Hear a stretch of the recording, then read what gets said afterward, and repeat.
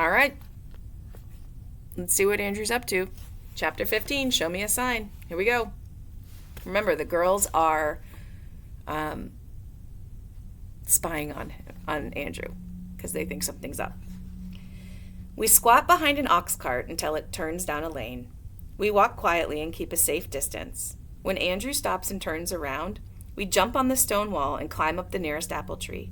It's dropped its leaves, but the branches are thick and tall, and hopefully we're merging in like good spies. I go first, and I startle when I spot someone sitting on a branch above me. It's Sally Richards. Her hair is tucked up under a mob cap. She wears a brown patterned dress that's too large for her. I recognize it's one of Nancy's old dresses. Mrs. Skiff will only have a Wampanoag girl work under her roof if she looks like a proper English girl. For a moment I panic. If Sally is neglecting her duties at the Skiff household, Nancy will become belligerent. Nancy is now by my side and she sees Sally. When their eyes meet, they seem neither friends nor enemies. On the high road, Andrew turns around and comes toward us, stopping under a nearby tree, and we all remain still. If he looks up, we've been stealthy for naught. Nancy faces Sally and puts her finger on her lips and nods. I've been watching the two of you, Sally signs. We've been following him, I admit. Nancy scowls at my disclosure. Why? Sally asks. I distrust him, I sign. I open my fist like I'm throwing a stone. Sally nods and she signs. A person comes, rowing a canoe uninvited. He scouts the land and takes things that don't belong to him. Meaning what? Nancy signs with a twisted look on her face. I suppose she feels her father's being attacked for his claim on the Wampanoag land. Sally points at Andrew. Nancy huffs. I'm glad I'm sitting in the middle to ease the tension. I sign, what's he doing? We can only see the top of Andrew's head. He seems to be taking another sample from the ground. So, Sally is Native American, Wampanoag, right? She is comparing Andrew coming to Martha's Vineyard like the English settlers coming. And it's not a good comparison. Is he looking at dung beetles? Sally guesses. Or dung, Nancy uses. It's not a sign to use in polite conversation. Dung is poopy. The three of us struggle not to burst out laughing, but we can't hold our breath a moment longer, and Andrew picks up his satchel and walks back up the high road with a steady stride. We climb down. Nancy is still sulking. I must return home, she announces. Me too, I sign. Thanks for your help. I'll keep you appraised of any further developments. She softens a bit and walks up the high road. Are you going to see your papa at our farm? I ask Sally. She nods. I suggest we walk together. Sally hesitates and then agrees. Even a year ago, I would not be seen walking with her.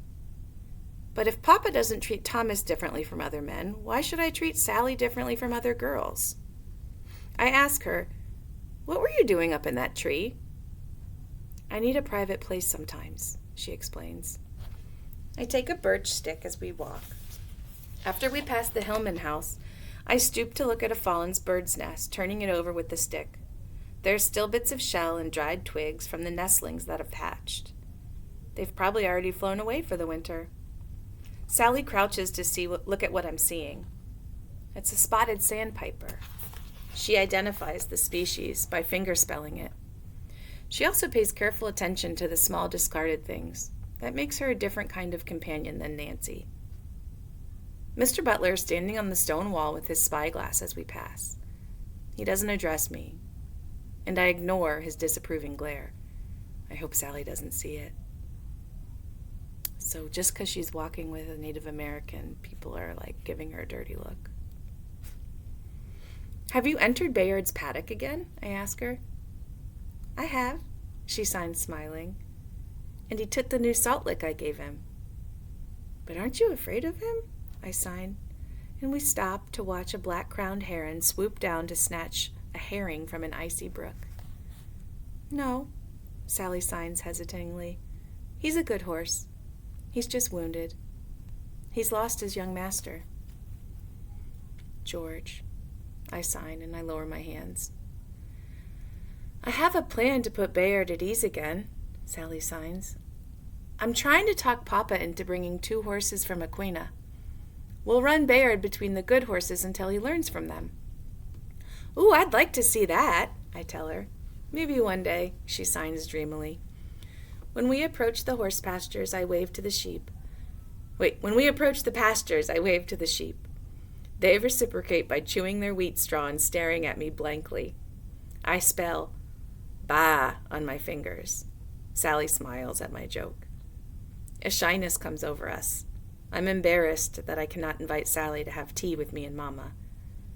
Will there ever be a time when we can be true friends? Sally waves as she walks toward the barn, and I wave too, and I head for home. The kitchen is warm and bright from a blazing fire. Papa is relaxing by the hearth with his pipe and reading the Farmer's Almanac. I'm startled to see Andrew Noble sitting at the table, talking rapidly at Mama. Why has he returned?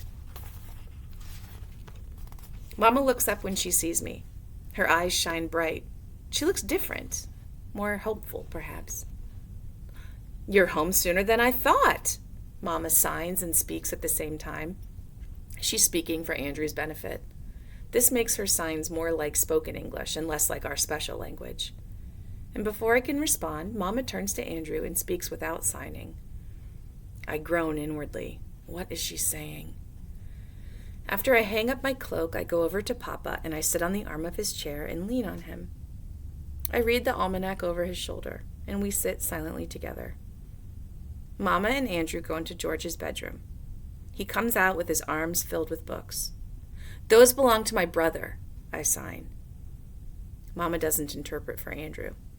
She signs, to aid in his research. He'll return them. I look to Papa, who frowns but does nothing.